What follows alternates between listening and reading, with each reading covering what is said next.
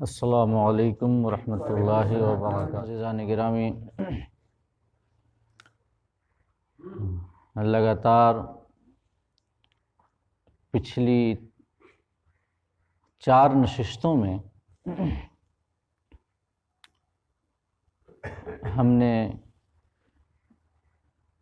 حضور غوث اعظم رضی اللہ تعالی عنہ کی ولایت اور ان کے مقام اور مرتبہ کے حوالے سے آپ کو کچھ باتیں بتائیں جو کہ میں نے ماہ سابق کی مناسبت سے منتخب کیا تھا۔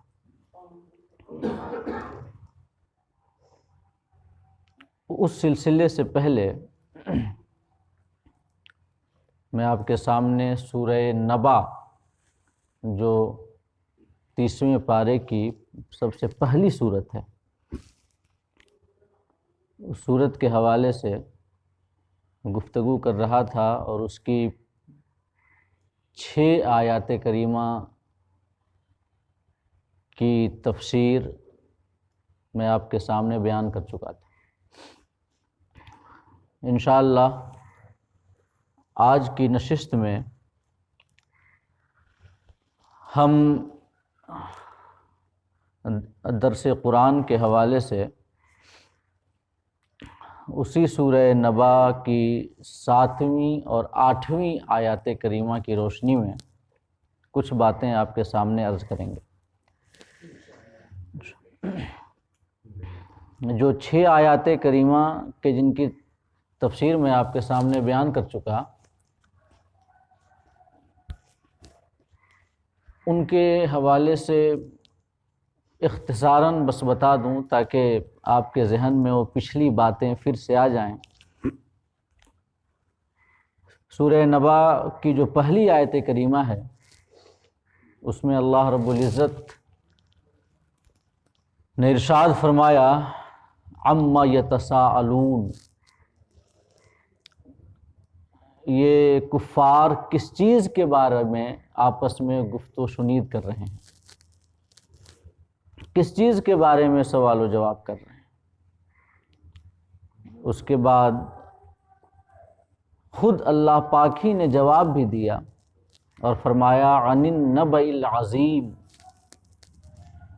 الذی ہم فیہ مختلفون، کفار اس بڑی خبر کے بارے میں آپس میں سوال و جواب کر رہے ہیں جس میں وہ خود مختلف رائیں رکھتے ہیں،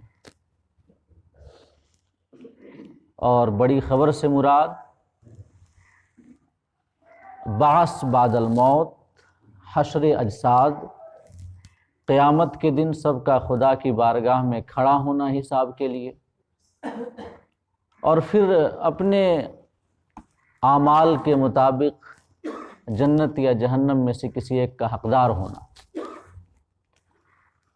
تو اس عقیدے کے حوالے سے، یعنی عقیدہ آخرت کے حوالے سے کفار کی رائیں آپس میں مختلف تھیں۔ اسی چیز کو اللہ پاک نے بیان کیا کہ یہ آپس میں اس بڑی خبر کے بارے میں سوال و جواب کر رہے ہیں جس کے سلسلے میں یہ خود ایک راہ نہیں ہیں بلکہ مختلف راہیں ہیں ان کی، اور مختلف اپنی سوچ ہے، اپنی فکر ہے۔ اس کے بعد اللہ پاک نے فرمایا کلا سیعلمون ثم کلا سیعلمون،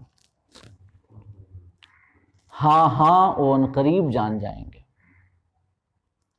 پھر ہاں ہاں وہ ان قریب جان جائیں گے کہ ان کی رائیں کس کجروی کا شکار تھیں اور ان کی سوچ اور ان کا خیال کتنا غلط تھا۔ جب انہیں اٹھایا جائے گا اور خدا کی بارگاہ میں کھڑا کیا جائے گا تب انہیں پتہ چل جائے گا۔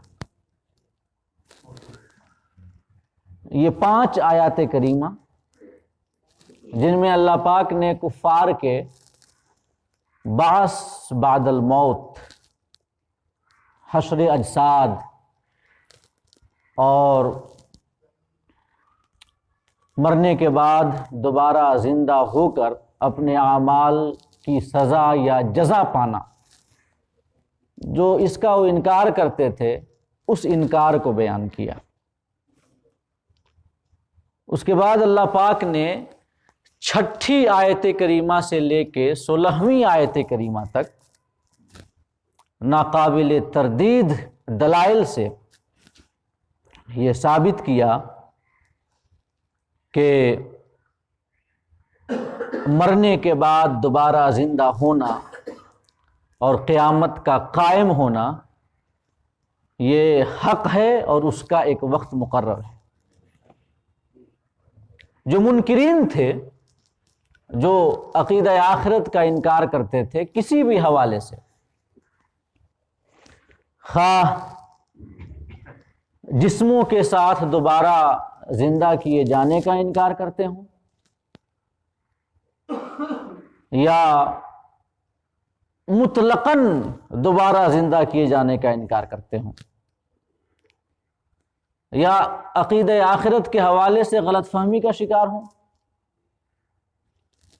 کہ ہمیں زندہ کیا بھی جائے گا تو بھی ہمیں کوئی نقصان نہیں ہوگا، ہم جن کی عبادت کرتے ہیں یہ ہماری شفاعت کر دیں گے، یا ہم اللہ کی پیاری مخلوق ہیں وہ ہمیں عذاب نہیں دے گا۔ جو عقیدہ آخرت میں ان کے فساد آ گیا تھا، بگاڑ آ گیا تھا، وہ تمام چیزیں اللہ پاک نے ان سب کا رد فرمایا اسی سورہ مبارکہ میں، اور آیت نمبر 6 سے لے کے 16 تک خاص طور سے ان کا رد کیا اور ان کی فکر کی تردید فرمائی جو یہ کہتے تھے کہ ہمیں مرنے کے بعد دوبارہ زندہ نہیں کیا جا سکتا اور ہمارے جسموں کو پھر سے اسی جسم کے ساتھ ہمیں نہیں اٹھایا جا سکتا۔ ان کی دلیل تھی کہ انسان مر کر مٹی ہو جائے گا اور پھر ایک مردہ کی لاش کی جو مٹی ہوگی وہ دوسرے مردہ کی مٹی سے مل جائے گی، پھر ہوائیں، آندیاں اور طوفان مٹی کے ذرات کو نہ جانے کہاں کہاں بکھیر دیں گی۔ تو سمجھتے تھے کہ جب یہ حال ہوگا ہمارا کہ جسم مٹی بن جائے، مٹی کے ذرات بکھر جائیں، تو آخر یہ ممکن کیسے ہے کہ ان ذرات کو یکجا کیا جائے، پھر ان میں تمیز کی جائے کہ کون سے کس مردے کی ہے، کون سے کس مردے کی ہے، پھر انہیں دوبارہ زندہ کیا جائے، یہ کیسے ممکن ہے؟ تو اللہ رب العزت نے جو جواب دیا ہے آیت نمبر 6 سے لے کے 16 آیتوں تک، اس جواب کا خلاصہ یہ ہے کہ ہاں ممکن نہیں ہے یہ، مگر اس کے لیے جو عالم نہ ہو اور قادر نہ ہو، جو عالم نہ ہو اور قادر نہ ہو۔ اگر عالم نہیں ہوگا تو اسے پتہ نہیں چلے گا کہ کون سی مٹی کس مردے کی لاش کی ہے، اور اگر قادر نہیں ہوگا تو پھر دوبارہ مٹی کے ذرات سے انسان کو پیدا کرنے کی طاقت نہیں رکھے گا۔ تو یہ ممکن نہیں ہے صحیح معنوں میں، لیکن اس کے لیے جو عالم نہ ہو اور قادر نہ ہو، اور اللہ فرماتا ہے کہ ہم عالم بھی ہیں قادر بھی ہیں، ہمیں سب پتہ ہے کون سا ذرہ کہاں گیا، کون سا ذرہ کس سے ملا، ہم کائنات کی ہر چیز جانتے ہیں۔ تو جب ہم عالم ہیں، عالم کل ہیں، تو پھر ہمارے لیے ان ذرات کے درمیان تمیز اور تفریق کرنا کوئی مشکل نہیں، اور عالم کے ساتھ ساتھ قادر بھی ہیں۔ ہمارے اندر قدرت بھی ہے، طاقت بھی ہے کہ ان ذرات کو آپس میں جدا جدا کریں، کون سی مٹی کے ذرات کس مردے کے ہیں اس کی تمیز کریں، اور پھر اس کے بعد ان ذرات کو ہڈیوں میں تبدیل کریں، ہڈیوں کو گوشت کا لباس پہنائیں، پھر اس میں ان کی روح کو ڈالیں اور دوبارہ اسی انسان کو زندہ کر دیں۔ یہ ہماری طاقت سے باہر نہیں ہے۔ اور اللہ پاک نے اپنے عالم ہونے اور قادر ہونے کو 6 سے لے کر 16 آیات تک بیان کیا ہے۔ کائنات، اللہ پاک نے یہ جو آیات کریمہ ہیں ان میں زمین و آسمان کو پیدا کرنے کے حوالے سے بیان کیا، انسانوں کو پیدا کرنے کو بیان کیا، رات دن کے آنے جانے کو بیان کیا، آسمان سے بارش کے برسائے جانے کو بیان کیا، زمین سے سبزہ اگانے کی بات کیا، اور سورج کو اس زمینی کائنات کے لیے حیات بخش اور نفع بخش ہونے کو بیان کیا۔ تو یہ جو تمام چیزیں اللہ پاک نے بیان کی، یہ ایک نظام اور ٹکے بندھے قانون کے تحت یہ تمام چیزیں چل رہی ہیں۔ تو یہ جو چیزیں ہیں کائنات کی، جو کہ کروڑوں اربوں سال سے ایک باضابطہ قانون کو فالو کر رہی ہیں، ان سے ثابت ہوتا ہے کہ کوئی ایسی زبردست ذات ہے کہ جو انہیں مجبور کر رہی ہے کہ تمہیں اس قانون کو فالو کرنا ہے۔ تو اس سے اللہ کی قدرت بھی ثابت ہوتی ہے، اور اللہ نے اس پوری کائنات کو جس طریقے سے پیدا کیا اور کائنات میں جو جو نعمتیں رکھی جو کہ لوازم حیات ہیں، اس لیے کہ خلاصہ کائنات تو انسان ہے، زندگی اور حیات کا جو مقصود اصلی ہے وہ انسان کی زندگی ہے۔ اللہ نے پوری دنیا اسی لیے پیدا کی تاکہ انسانوں کو پیدا کرے، ان کا امتحان لے، انہیں اپنی معرفت عطا کرے۔ تو چونکہ خلاصہ کائنات اور وجہ تخلیق کائنات انسان ہے، لہذا انسان کی زندگی کے لیے جو چیزیں نفع بخش تھیں اور انسان کی حیات جن چیزوں کا تقاضا کرتی تھی، اللہ پاک کا ان تمام چیزوں کو پیدا کر دینا اس بات کی دلیل ہے کہ اللہ عالم بھی ہے۔ اللہ جانتا ہے انسان کی ضروریات کو، اس کی زندگی کے تقاضوں کو، اس کی حیات کے لوازمات کو۔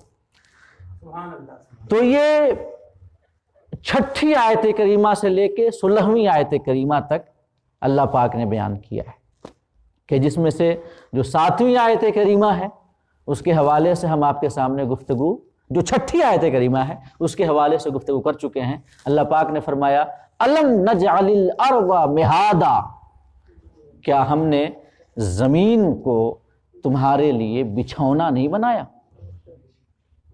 اس کے حوالے سے ہم مکمل گفتگو کر چکے ہیں۔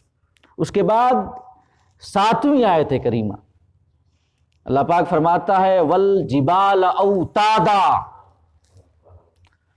اور ہم نے پہاڑوں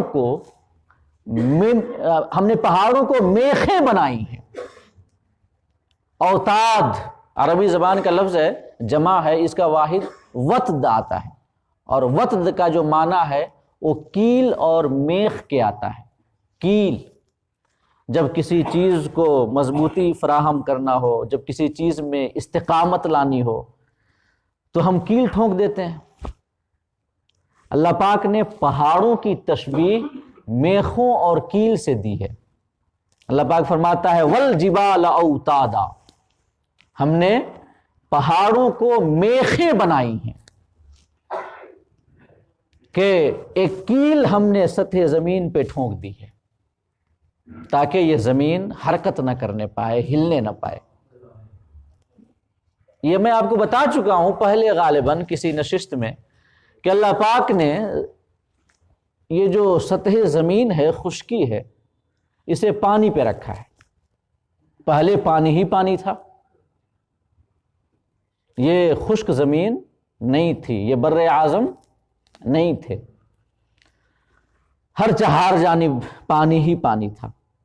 اللہ پاک نے سب سے پہلے پانی کو جھاگ کی شکل میں پیدا کیا، اور سب سے پہلے جس جگہ اللہ نے اس جھاگ کو پیدا کیا جسے بعد میں اس مٹی کی شکل دی اور یہ خشکی بنائی، وہ جگہ وہ ہے جہاں پر آج خانہ کعبہ موجود ہے۔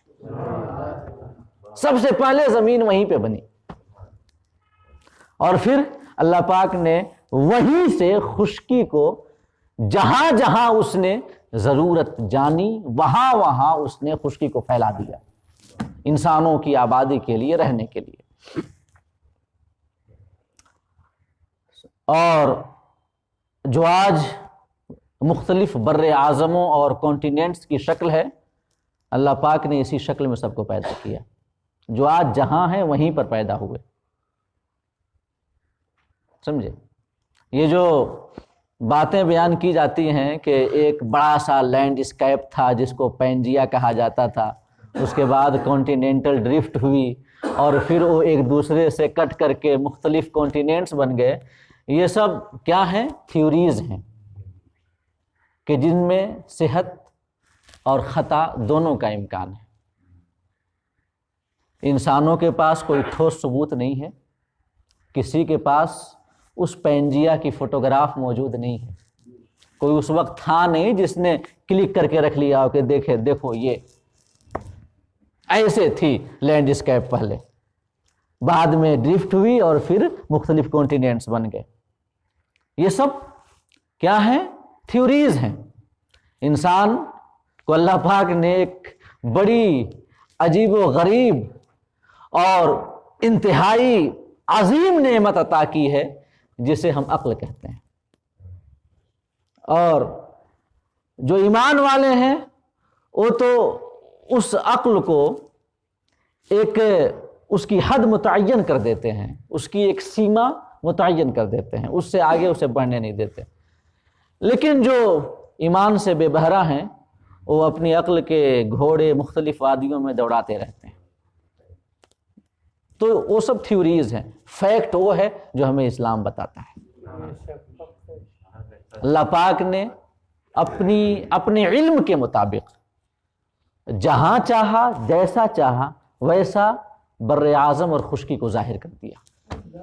اب ظاہر ہے کہ جب یہ خشکی پانی پر ظاہر ہوئی تو یہ زمین جو ہے، سطح زمین جو خشک حصہ ہے، یہ حرکت کرنے لگ گیا، اس لیے کہ اگر کوئی چیز آپ پانی پہ رکھیں تو اس میں حرکت آ جائے گی، وہ تیرنے لگے گی، تو یہ زمین بھی حرکت کرنے لگ گئی، اور اگر وہ خشک حصہ ویسے ہی تیرتا رہتا، حرکت کرتا رہتا، تو وہ مسلمان جو انسانوں کا کبھی مسکن اور جائے سکون نہیں بن سکتا تھا، اس میں رہنا بسنا دشوار ہوتا۔ تو اللہ پاک نے اس کی حرکت کو روکنے کے لیے پہاڑوں کا ایک کھوٹا گاڑ دیا، میخیں ٹھوک دی، کیلیں ٹھوک دی، تاکہ جو خشک حصہ ہے زمین کا وہ ٹھہر جائے اور حرکت نہ کرنے پائے، ہلنے نہ پائے۔ صاحب روح المعانی نے ایک حدیث نقل کی ہے، وہ لکھتے ہیں کہ لما خلق اللہ تعالی الارض فجعلت تمید فوضع علیہ الجبال، کہ اللہ پاک نے جب زمین کو پیدا کیا تو حرکت کرنے لگی، تو اللہ پاک نے اس کی حرکت کو روکنے کے لیے اس کے اوپر پہاڑ رکھ دیے، فاستقرت، تو زمین ساکن ہو گئی۔ تو جب اللہ نے زمین کے خشک حصے کی حرکت کو روکنے کے لیے اور اس کے کھسکنے اور تیرنے کو پانی پر روکنے کے لیے پہاڑوں کا پھوٹا گاڑ دیا اور ان کی میخیں بنا دیں، تو پھر کانٹیننٹل ڈرفٹ کیسے ہوئی؟ کیسے لینڈسکیپ ایک دوسرے سے کٹ کے الگ الگ ہو گئے؟ یہ فیکٹ ہے جو ہمیں اسلام بتاتا ہے. فوضعت علیہ الجبال فاستقرت. اللہ پاک نے پہاڑوں کو پیدا کیا اور میخ کی شکل میں گاڑ دیا تو زمین ٹھہر گئی. جب ملائکہ نے یہ عالم دیکھا اور پہاڑوں کی یہ عظمت و سطوت انہوں نے دیکھی کہ انہوں نے ایک بڑے سے لینڈسکیپ کو حرکت کرنے سے اور تیرنے سے ہلنے سے روک دیا، تو انہوں نے اللہ پاک سے ایک سوال کیا. سنیے گا وہ سوال کیا ہے. حدیث میں آتا ہے کہ ملائکہ نے عرض کیا ربنا هل خلقت خلقا اشد من الجبال. مولا اے ہمارے رب، کیا تو نے پہاڑوں سے بھی زیادہ طاقتور اور زیادہ مضبوط کوئی مخلوق پیدا کی ہے؟ اللہ پاک نے فرمایا نعم، ہاں، الحدید، لوہا. لوہا ہماری ایک ایسی مخلوق ہے جو پہاڑوں سے بھی زیادہ مضبوط ہے. لوہے سے پہاڑوں کو چکنا چور کر دیا جاتا ہے. فرہاد کا تیشہ بڑا مشہور ہے اس سلسلے میں، ہے کہ نہیں؟ یہ تیشہ فرہاد جس نے پہاڑ کو کاٹ کے رکھ دیا. تو اللہ پاک نے فرمایا الحدید، لوہا، یہ پہاڑوں سے بھی زیادہ مضبوط ہے. پھر یہ ملائکہ نے عرض کیا هل خلقت خلقا اشد من الحدید. کیا تو نے لوہے سے بھی زیادہ مضبوط اپنی کوئی مخلوق پیدا کی ہے؟ اللہ پاک نے فرمایا نعم، ہاں، النار، آگ. لوہا کو پگھلا دیتی ہے. النار، آگ. اس کے بعد پھر عرض کیا ملائکہ نے هل خلقت خلقا اشد من النار. کہ میرے پروردگار، کیا تو نے آگ سے بھی زیادہ مضبوط کوئی چیز اور کوئی اپنی مخلوق بنائی ہے؟ ہاں، ہم نے بنائی ہے. النار، آگ سے زیادہ جو مضبوط مخلوق ہے. الماء، پانی، آگ کو بجھا دیتا ہے. اس کے بعد پھر عرض کیا هل خلقت خلقا اشد من الماء. پانی سے بھی زیادہ کوئی ایسی مخلوق ہے تمہاری جو زیادہ مضبوط ہے؟ کہا ہاں، الہوا. ہوا ایک ایسی مخلوق ہے خدا کی جو پانی سے بھی زیادہ مضبوط ہے. یہ ہوا ہی کا تو کمال ہے کہ پانی کو بخارات کی شکل میں بادلوں تک پہنچاتا ہے، یہ پہنچاتی ہے، اور پھر ان بادلوں کو کہاں کہاں لیے پھرتی ہے. یہ کون ہے؟ ہوا ہی تو ہے. تو الہوا، ہوا ہماری ایسی مخلوق ہے جو پانی سے بھی زیادہ مضبوط ہے. اس کے بعد پھر عرض کیا کہ ہوا سے بھی زیادہ کوئی مضبوط مخلوق ہے تمہاری؟ کوئی ایسی چیز کہ جس میں ہوا سے بھی زیادہ قوت ہو، ہوا سے بھی زیادہ تاثیر ہو؟ اللہ پاک نے فرمایا ہاں. تو ملائکہ نے عرض کیا مولا وہ کیا ہے؟ اللہ پاک نے فرمایا ابن آدم یتصدق بیمینہ یخفی ذالک من شمالہ. ہوا سے بھی زیادہ مضبوط ابن آدم کا وہ عمل ہے کہ وہ داہنے ہاتھ سے صدقہ کرے اور بائیں ہاتھ کو خبر بھی نہ ہونے دے. یہ ایک ایسا عمل ہے جس کے اندر ہوا، جو کہ ہماری سب سے مضبوط مخلوق ہے، اس سے بھی زیادہ طاقت ہے اس عمل کے اندر، اس سے بھی زیادہ تاثیر ہے. کوئی چھپا کر کے، دکھا کر کے نہیں، ریاء نہیں کہ تاکہ لوگ ہمیں بڑا داتا سمجھیں، دانی سمجھیں، سخی سمجھیں، اس لیے نہیں. یہ تو ریاکاری ہوئی جو کہ شرک خفی ہے. جو شخص دیتا ہے اور اتنا خلوص اس کے اندر ہوتا ہے، صدق نیت اتنا ہوتا ہے، اور وہ اپنے عمل کو اتنا خالص کر لیتا ہے محض خدا کے لیے کہ دائیں ہاتھ سے صدقہ کرتا ہے، بائیں ہاتھ کو خبر نہیں ہونے دیتا.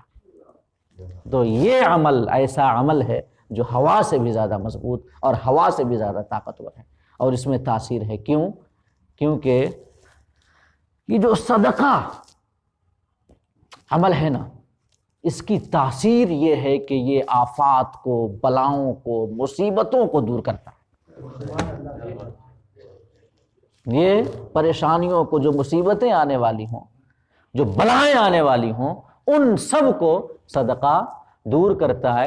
اور سب سے بڑھ کر یہ صدقہ کا اثر ہے کہ یہ بندہ اور جہنم کی آگ کے درمیان ڈھال کا کام کرتا ہے۔ جب کل قیامت کے روز جہنم کو ظاہر کیا جائے گا اور اس کی آگ لپٹے گی انسانوں کی جانب، تو اس وقت ظاہر ہے اس کی لپٹ سے بچنے کے لیے کچھ نہ کچھ ڈھال تو چاہیے نا، کہ تاکہ اس کی لپٹ کا اثر نہ ہو۔ حدیث میں آیا کہ صدقہ ایک ایسا عمل ہے جو کل ہمارے لیے جہنم کی آگ کی لپٹ سے بچانے کے لیے ڈھال بن جائے گا۔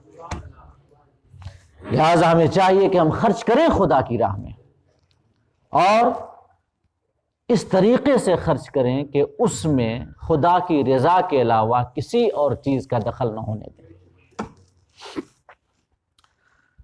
تو یہ حدیث پاک پہاڑوں کے حوالے سے یہ موجود ہے، صاحب روح المعانی نے اسے بیان کیا ہے کہ اللہ پاک نے پہاڑوں کو بنایا اور انہیں میخوں کی شکل میں بنایا، کیل کی شکل میں زمین کے اوپر گاڑ دیا تاکہ اس کی حرکت ختم ہو جائے۔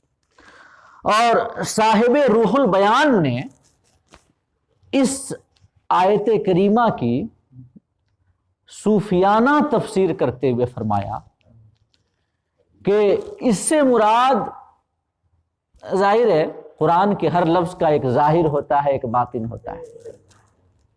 یہ علماء ظاہری معنی کو ہمارے سامنے بیان کرتے ہیں، اور جو صوفیہ، جو اہل کشف ہیں، اہل مجاہدہ ہیں، وہ باطنی معنی کو ہمارے سامنے بیان کرتے ہیں۔ تو صاحب روح البیان لکھتے ہیں اس آیت کریمہ کی والجبال اوتادا، کہ پہاڑوں کو میخیں بنائیں، اس کی صوفیانہ طریق سے تفسیر کرتے ہوئے کہ اس سے مراد یہ ظاہری پہاڑ نہیں ہے، یہ ظاہری پہاڑ نہیں ہے، بلکہ اولیاء کرام اور محبوبان بارگاہ الہی کا وہ خاص طبقہ ہے جن کی وجہ سے اس زمین پہ زندگی کا قوام ہے اور حیات کا دار و مدار ہے، جن کے ذمہ اللہ پاک نے تقویمی معاملات کی دیکھ ریکھ رکھی ہے، اور جو کہ نظام عالم میں تصرف کرتے ہیں تاکہ نظام عالم تہو بالا نہ ہو جائے، فساد کا شکار نہ ہو، بگاڑ کا شکار نہ ہو۔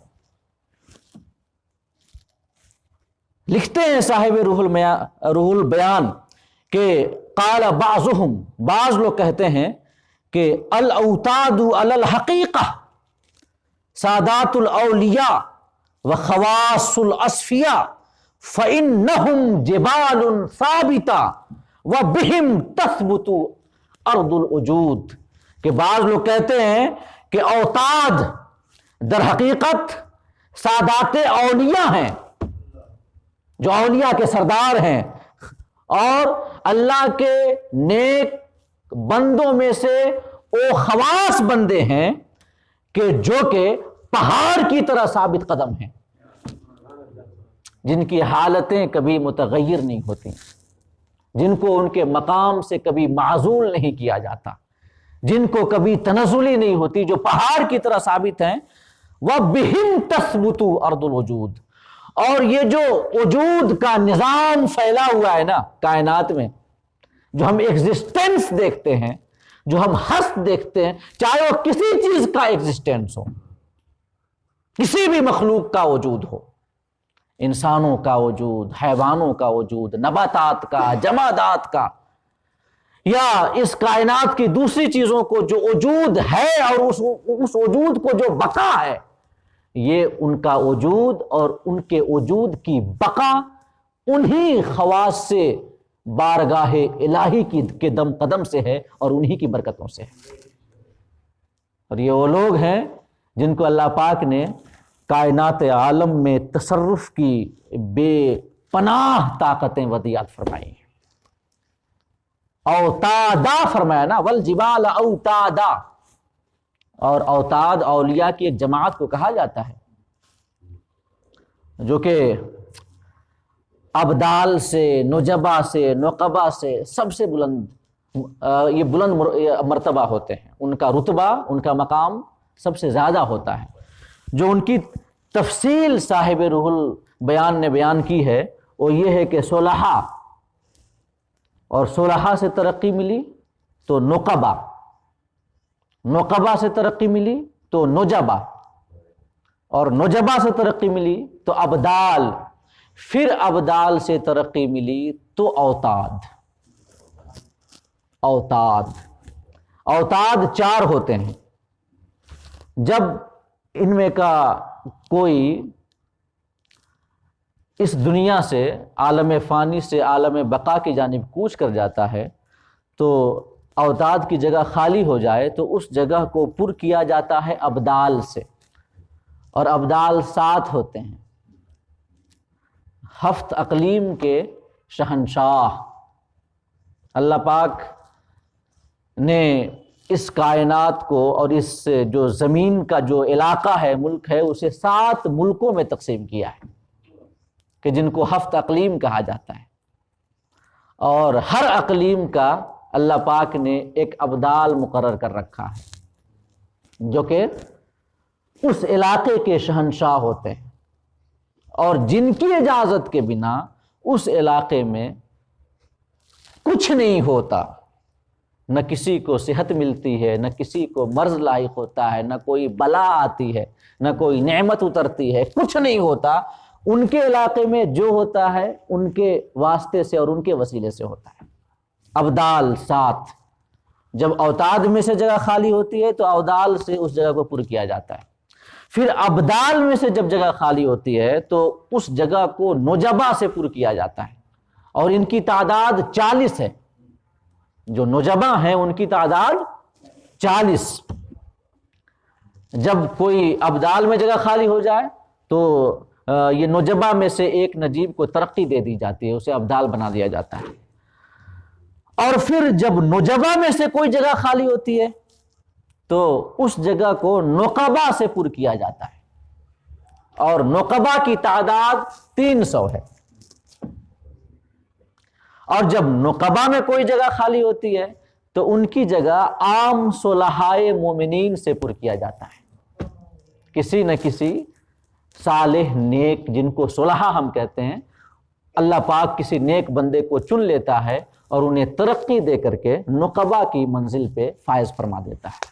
تو اوتاد جو ہیں یہ 4 ہیں، اور اللہ پاک نے زمین کے چاروں گوشوں میں انہیں رکھا ہے، اور ہر گوشے کی حفاظت اور وہاں کے معاملات، دیکھ ریکھ، نظام کو دیکھنا، نظام چلانا، قوانین کی پابندی کرانا، سب ان کے ذمے۔ اللہ پاک نے گوشے مشرق میں، پورب کی جانب، پورب میں جو اوتاد رکھا ہے اس کا نام جو علماء بیان کرتے ہیں ان کا نام عبد الحی ہے۔ عبد الحی یہ گوشے مشرق میں رکھے گئے ہیں، اور ان کے ذمہ گوشے مشرق کی حفاظت ہے۔ گوشے مغرب میں یعنی پچھم کے افق میں اللہ پاک نے جس اوتاد کو رکھا ہے اس کا نام عبد العلیم ہے، اور گوشے شمال میں، اتر میں اللہ پاک نے جسے رکھا ہے ان کا نام عبد المرید ہے، اور جنوب کے گوشے میں، دکن میں اللہ نے جنہیں رکھا ہے ان کا نام عبد القادر ہے۔ یہ حضور غوث اعظم رضی اللہ تعالیٰ نہیں ہے، بلکہ ہر زمانے میں جو اوتاد ہوتے ہیں تو اللہ پاک جنہیں گوشے جنوب کی حفاظت کی ذمہ داری دیتا ہے ان کا نام عبد القادر ہوتا ہے۔ یہ 4 اوتاد ہیں، اور اوتاد کا مقام جو دوسرے مرتبے والے ہیں ان میں سب سے بڑھ کر ہوتا ہے۔ تو اللہ پاک نے فرمایا والجبال اوتادا، تو کچھ علماء فرماتے ہیں کہ اس سے مراد وہی 4 اوتاد ہیں، انہی 4 اوتاد کہ جن کے ذمہ اللہ رب العزت نے زمین کی حفاظت رکھی ہے، اور جن کی بدولت زمین کا نظام چلتا ہے۔ ہر کوئی ایک گوشے میں، ایک افق میں ہے اور اپنے اپنے افق کی حفاظت کرتا ہے۔ تو والجبال اوتادا کی یہ صوفیانہ تفسیر ہے۔ اس کے بعد اللہ رب العزت 8ویں آیت کریمہ میں فرماتا ہے وَخَلَقْنَاكُمْ أَزْوَاجًا، ہم نے تمہیں جوڑے پیدا کیے۔ ایک تو تمہیں پیدا کیا اور اس کے بعد تمہیں جوڑوں کی شکل میں پیدا کیا۔ یہ بھی ایک ایسی اللہ کی نعمت ہے جو اس کے کمال قدرت اور اس کے کمال علم پہ دلالت کرتی ہے۔ وَخَلَقْنَاكُمْ أَزْوَاجًا، ذرا غور کریں، اللہ پاک والے فرماتا ہے وَخَلَقْنَاكُمْ، اس پہ دیکھیں ہم نے تمہیں پیدا کیا۔ تمہیں، ذرا اپنی پیدائش پہ غور کر لو پہلے کہ ہم نے تم کو کس چیز سے پیدا کیا۔ اولاً تو انسان کو مٹی سے پیدا کیا۔ اللہ فرماتا ہے نا سورہ روم میں 20ویں آیت کریمہ ہے وَمِنْ آیَاتِهِ خَلَقَكُم مِّن تُرَابٍ، یہ اللہ کی نشانیوں میں سے ہے کہ اس نے تمہیں مٹی سے پیدا کیا۔ ثُمَّ إِذَا أَنْتُمْ بَشَرٌ تَنْتَشِرُونَ، اور پھر تم بشر بن کر کے زمین میں پھیلتے جاتے ہو۔ تم ایک مٹی تھے، ہم نے تمہیں پیدا کیا، انسانی شکل دیا، اور پھر تم زمین میں پھیلتے جا رہے ہو۔ تو اولاً تو انسان کو مٹی سے پیدا کیا، اور مٹی میں کیا ہے؟ کچھ کیمیاوی عناصر ہیں بس، اور اللہ پاک نے ان مٹی کے ذرات سے ایک انسان پیدا کیا، ایک ایسی مخلوق جس کے اندر ایسی ایسی صلاحیتیں رکھی، ایسی ایسی قابلیتیں رکھی کہ اگر ہم ان صلاحیتوں اور ان قابلیتوں کا سورس یعنی سرچشمہ جو اللہ نے انسانوں میں رکھی ہیں، اگر ان صلاحیتوں اور قابلیتوں کا سرچشمہ ہم زمین کے کیمیاوی عناصر میں تلاش کریں ہرگز نہیں پائیں گے۔ کوئی یہ نہ کہے کہ اللہ نے انسان کو مٹی میں پیدا کیا تو انسان کی جتنی قابلیتیں ہیں، صلاحیتیں ہیں، ان کا سورس یہی مٹی ہے۔ یہ مٹی کے اندر وہ خاصیتیں تھیں، اللہ پاک نے مٹی سے انسان کو بنا دیا، وہ خاصیتیں انسان میں آ گئیں۔ کوئی یہ نہ کہے انسان کے اندر اللہ پاک نے جو ذہنی قوتیں رکھی ہیں، عقلی قوتیں رکھی ہیں، فکری خیالی قوتیں رکھی ہیں، جو مختلف سینسز رکھے ہیں، جذبات رکھے ہیں، محبت کے جذبات، نفرت کے جذبات، بغض کے جذبات، دشمنی، حسد وغیرہ، چاہے وہ جذبات مثبت ہوں یا منفی ہوں، چاہے وہ پوزیٹو ہو یا نگیٹو ہو، اللہ پاک نے جو رکھے ہیں جذبات اور ایموشنز، ان ایموشنز کی اور جو انسان کی فطری صلاحیتیں ہیں، عقلی، ذہنی، جسمانی، فکری، خیالی، اور جو اس کے مختلف سینسز ہیں، تو ان سینسز، ان ایموشنز اور ان صلاحیتوں کا ٹریس کوئی اس مٹی میں ڈھونڈنا چاہے وہ ہرگز نہیں پائے گا۔ تو ثابت ہوتا ہے کہ نہیں کہ ہے کوئی ذات جس نے انسان کو بنایا تو مٹی سے، مگر اس میں ایسی ایسی قابلیتیں رکھ دی، صلاحیتیں رکھ دی کہ عقل انسانی عاجز ہے کہ آئی کہاں سے؟ مٹی سے تو نہیں آ سکتی، اس لیے کہ مٹی کے کیمیاوی عناصر کر لیں، دیکھ لیں کیمیاوی تجزیہ کر کے، اس میں کوئی سورس نہیں پائیں گے آپ کہ جس سے سوچنے کی طاقت انسان کے اندر آ گئی، نہیں پائیں گے آپ کو ماننا پڑے گا جس نے پیدا کیا اسی نے قابلیتیں رکھ دی ہیں، جس نے پیدا کیا اسی نے سب ایموشنز رکھے ہیں، جذبات رکھے ہیں۔ اور مٹی سے انسان کو تو پیدا کر دیا، لیکن پھر اس کے بعد اس انسان کے اندر ایک ایسی طاقت رکھی، ایک ایسی قوت رکھی کہ جس طاقت اور جس قوت کی وجہ سے اللہ پاک نے اب تک کروڑوں اربوں انسان پیدا کیے۔ طاقت تولید، بچہ جو ولادت ہوتی ہے، ولادت کی قوت تولید رکھی انسانوں کے اندر۔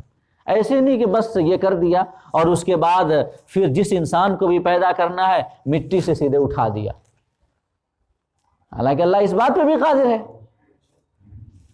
وہ چاہتا تھا کہ تو سیدھے مٹی سے ایک انسان جیتا جاگتا ہو گیا، لیکن اللہ پاک کی عادت ہے کہ وہ ہر مسبب کے لیے ایک سبب متعین کرتا ہے۔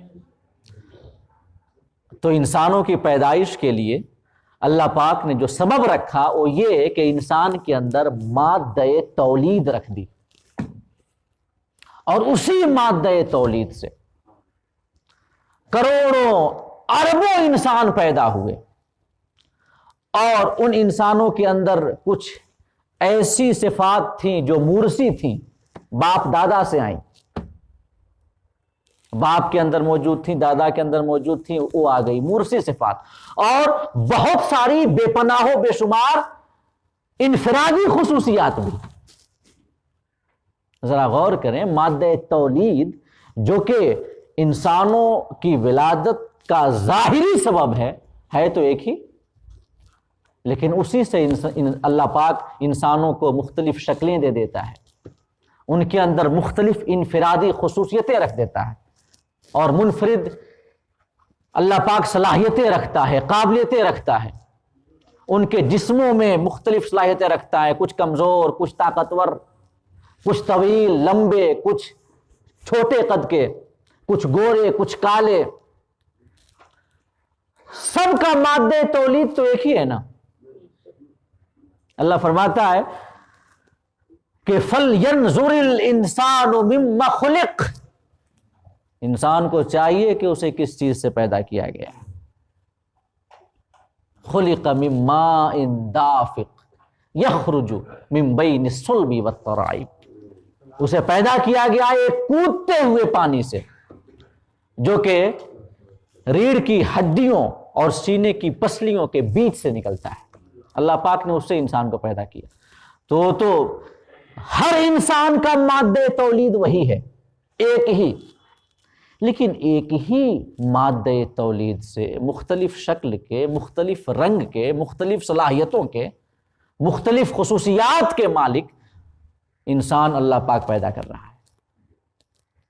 تو یہ جو مختلف صلاحیتیں اور انفرادی خصوصیات ہیں انسانوں کے، اگر ان کے ٹریسز اور سورس آپ اس مادہ تولید میں دیکھنا چاہیں نہیں دیکھ سکتے، جا کے کر لیں کیمیاوی تجزیہ، اور کر بھی رہے ہیں میڈیکل سائنس والے، لیکن یہ قابلیتیں کہاں سے آ رہی ہیں؟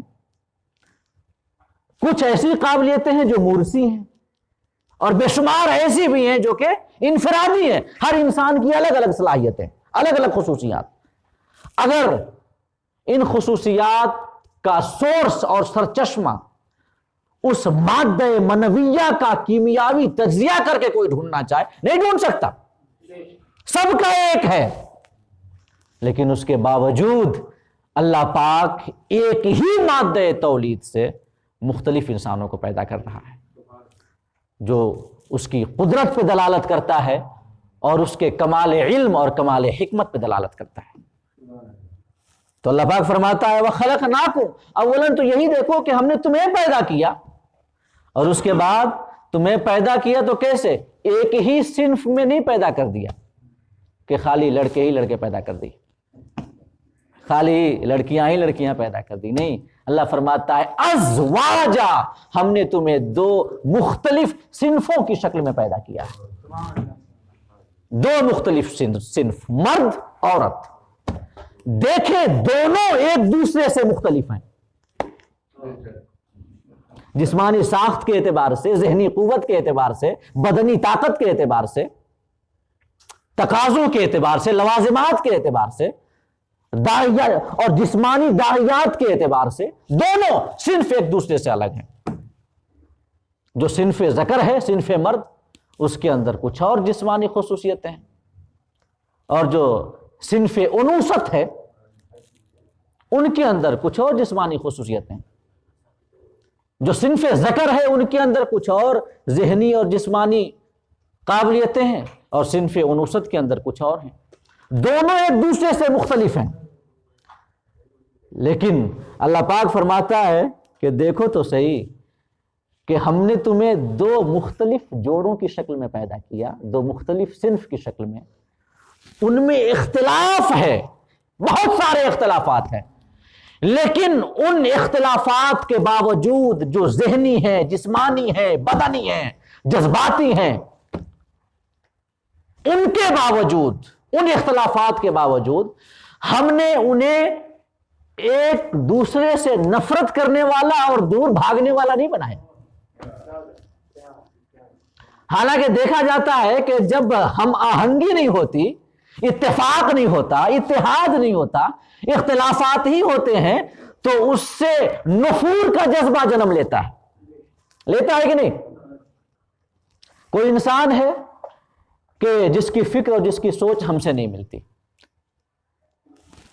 دو انسان آپس میں مختلف ہیں فکر کے اعتبار سے، اسٹیٹس کے اعتبار سے، ایک امیر ہے ایک غریب ہے، طاقت کے اعتبار سے ایک کمزور ہے ایک طاقتور ہے، ایک حاکم ہے ایک محکوم ہے۔ تو جب اختلاف ہوتا ہے تو ایک دوسرے سے نفور ہوتا ہے، جدائی ہوتی ہے، لیکن افتراق ہوتا ہے۔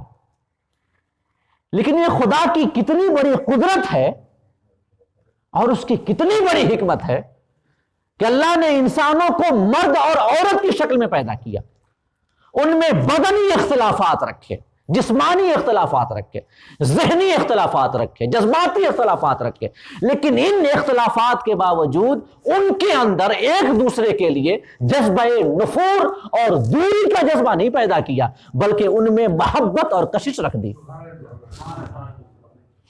یہ بھی خدا کی قدرت ہے نا، اختلاف ہو تو بھاگتے ہیں، لیکن وہاں ایک دوسرے کے لیے اللہ نے کشش رکھی ہے، محبت رکھی ہے، ایک دوسرے کے لیے اضطراب رکھا ہے، اٹریکشن رکھا ہے۔ اور یہ ایسا اضطراب ہے، اٹریکشن ہے، اور ایسی کشش اور محبت ہے کہ ایک دوسرے کے بنا جوڑ مکمل نہیں ہوتا ہے کہ نہیں؟ ایک دوسرے کے بنا اضطراب سکون سے منقلب نہیں ہوتا۔ اضطراب سکون سے تب بدلتا ہے جب وہ جوڑ بن جائیں۔ تو یہ بھی خدا کی کمال قدرت ہے۔ اللہ پاک نے اسی بات کو بیان کیا نا سورہ روم میں آیت نمبر 21 میں، وَمِنْ آيَاتِهِ أَنْ خَلَقَ لَكُم مِّنْ أَنفُسِكُمْ أَزْوَاجًا لِتَسْكُنُوا إِلَيْهَا، کہ اللہ کی نشانیوں میں سے ہے، یہ اللہ کی نشانیوں میں سے ہے کہ اس نے تمہارے لیے تمہیں میں سے جوڑے بنائے، اس کی نشانیاں ہیں اس میں۔ کیوں؟ لِتَسْكُنُوا إِلَيْهَا، تاکہ تم اس سے سکون حاصل کرو۔ انسان غیروں کی محفل میں جا کر کے مضطرب اور پریشان ہوتا ہے کہ نہیں؟ اگر کوئی غریب ہو امیروں کی محفل میں چلا جائے تو کٹا کٹا فیل کرتا ہے، وہ یہ ہم کہاں آ گئے بڑے لوگوں کی محفل میں۔ اگر محکوم ہے حاکم کی مجلس میں چلا جائے تو اس کی جو ذہنی حالت ہوتی ہے اس سے اندازہ کیجئے وہ اندر ہی اندر کتنا پریشان ہوتا ہے، کہیں کوئی ایسی بات نہ ہو جائے جو مزاج شاہاں کے خلاف ہو، اس لیے کہ ان کے مزاج بڑے نازک ہوتے ہیں۔ تو انسان جب غیروں کی مجلس میں جاتا ہے، ان کی مجلس میں جاتا ہے جو کہ مختلف ہوں چاہے کسی اعتبار سے، تو مضطرب ہوتا ہے، پریشان ہوتا ہے۔ ہائے رے اللہ کی قدرت، دو صنفیں بنائیں، دونوں ایک دوسرے سے مختلف، دونوں ایک دوسرے سے الگ ہر اعتبار سے، لیکن جب دونوں کی مجلس ایک ہوتی ہے اضطراب نہیں ہوتا بلکہ سکون ملتا ہے، پریشانیاں نہیں ہوتی بلکہ ذہنی اور قلبی طمانینت ملتی ہے، اطمینان ملتا ہے۔ یہ خدا کی قدرت نہیں تو اور کیا ہے؟ اللہ فرماتا ہے لِتَسْكُنُوا إِلَيْهَا، کہ تم سکون حاصل کرو۔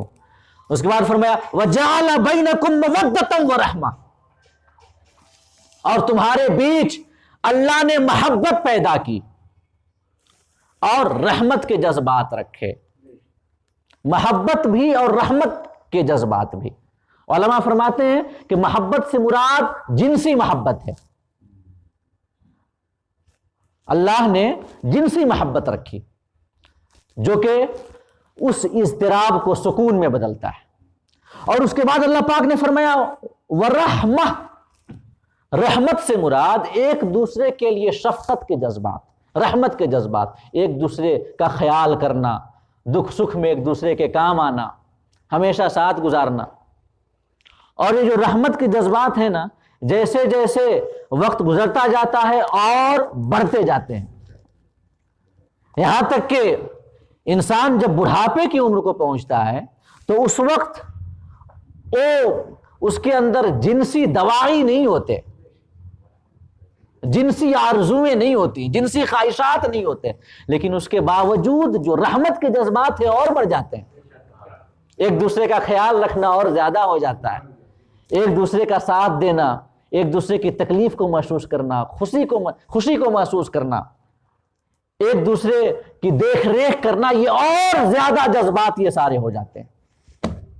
تو ذرا غور کریں کہ اللہ پاک نے یہ جوڑوں میں جو محبت پیدا کی ہے، اللہ فرماتا ہے ان فی ذالک لآیات لقوم یتفکرون، اس میں اس قوم کے لیے نشانیاں ہیں جو غور و فکر کی صلاحیت رکھتے ہیں، جو غور و فکر کرتے ہیں، ان کے اندر ان کے لیے نشانیاں موجود ہیں. تو میں بتانا چاہوں گا کہ یہ جو اللہ پاک نے جوڑے بنائے ہیں، باوجود اختلاف کے دونوں کے بیچ ایک دوسرے کے لیے کشش رکھی ہے، یہ اللہ کی کتنی بڑی نعمت ہے. یہ تہذیب، یہ تمدن، یہ ترقی، یہ سب اسی کا مرہون منت ہے. نسل انسانی کی بقا بھی اسی سے ہوتی ہے، اور یہ جو ہم تہذیب و تمدن دیکھ رہے ہیں، وہی ایک دوسرے کے لیے کشش ہے جس کی وجہ سے انسان آپس میں صنف مخالف کے ساتھ جڑ کے رہنا چاہتا ہے، اور اسی جڑ کر رہنے کی نیت سے گھر بناتا ہے، گھر سے خاندان، خاندان سے گاؤں، محلہ سے شہر، شہر سے ملک، ملک سے یہ تہذیب اور سویلائزیشن جنم لیتی ہے. اسی اللہ پاک نے جو جوڑا بنایا، اسی کی یہ سب کرشمہ سازیاں ہیں.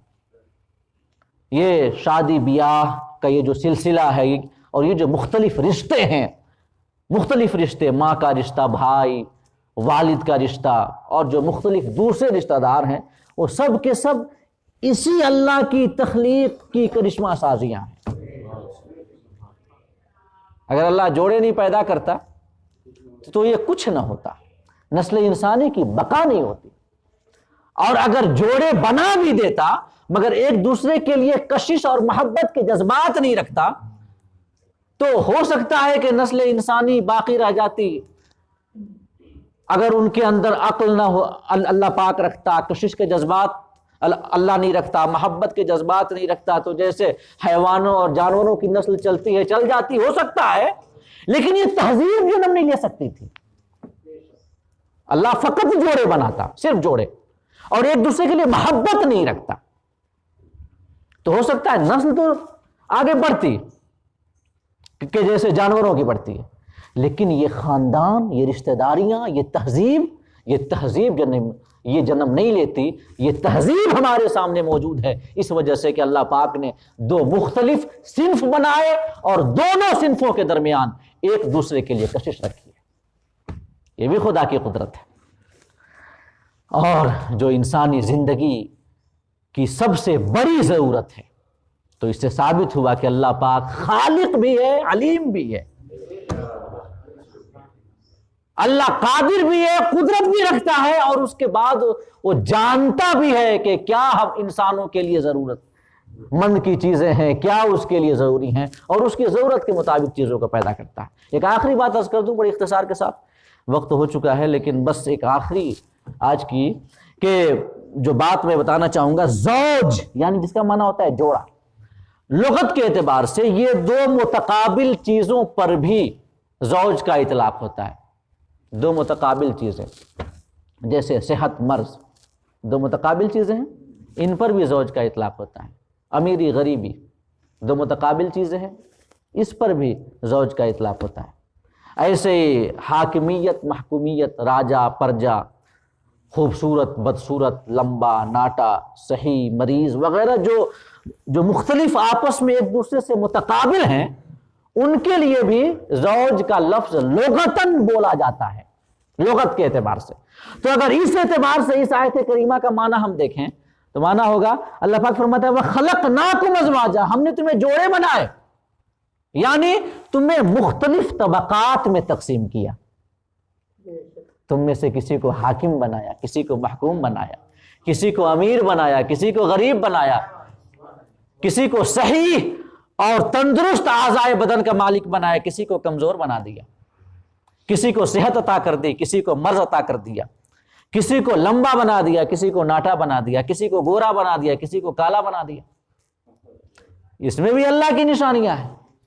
یہ نظام کائنات چل رہا ہے تو یہ انسانوں کے مختلف طبقات میں ہونے کی وجہ سے چل رہا ہے۔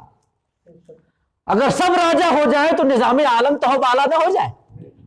کون پرجا کا کام کرے گا؟ کون کھیتیوں میں کام کرے گا؟ کون کارخانوں میں کام کرے گا؟ کون مزدوری کرے گا؟ سب راجا ہو جائیں گے تو کس پر وہ حکومت کرے گا؟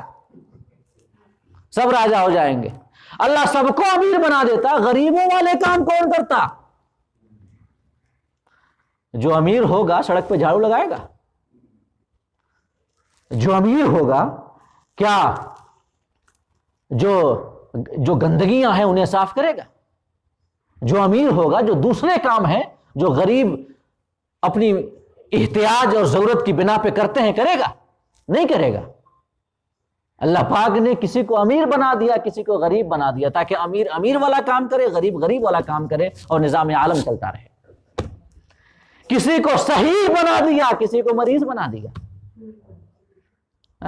اگر سب کو اللہ مریض بنا دیتا تو کیا ہوتا؟ اگر اللہ سب کو صحیح بنا دیتا، خدا کا نام کون لیتا؟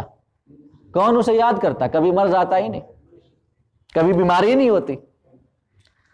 اور جب اللہ کو کوئی یاد نہیں کرتا، خدا کا خوف نہیں ہوتا، تو نظام عالم کیسے تہوالا ہوتا کہ ہر شخص آپس میں ایک دوسرے کے خلاف برسر پیکار ہو جاتا۔ جو طاقتور ہے کمزور کو ستاتا، طاقتور کمزور کا مال ہڑپ لیتا، جب چاہتا جسے چاہتا لوٹ لیتا۔ جب خدا کی یاد نہ ہوتی، خدا کا خوف نہ ہوتا، تو معاشرے میں فساد ہوتا کہ نہیں؟ جو چاہا جس پر چاہا جب چاہا ظلم کر دیا، کسی کا ڈر ہی نہیں ہے۔ لا قانونیت اگر ہو تو لا اینڈ آرڈر میں فساد اور بگاڑ تو آ ہی جاتا ہے نا۔ تو ذرا غور کریں، اللہ پاک نے صحیح بنایا، کسی کو مریض بنایا، تاکہ مریض ہیں اللہ کو یاد کریں، اور ساتھ میں جو صحیح ہیں وہ مریض کو دیکھ کر خدا کا شکر کریں کہ مولا تو نے ہمیں مرض نہیں دی بلکہ صحت بخشی ہے، اور اللہ سے ڈرتے رہیں۔ ایسے ہی جو مختلف طبقات خدا نے رکھے ہیں ان کو بھی اگر آپ دیکھیں تو مختلف طبقات اللہ رب العزت کے کمال قدرت اور اس کے کمال علم پہ دلالت کرتے ہیں۔ اور انشاءاللہ آگے کی آیت کریمہ کے حوالے سے باقی کی باتیں اگلی نشست میں ہم آپ کے سامنے عرض کریں گے۔ اللہ رب العزت ہم سب کو کہنے سے زیادہ اور سننے سے زیادہ عمل کرنے کی توفیق عطا فرمائے۔ آمین۔ وآخر دعوانا ان الحمد للہ رب العالمین۔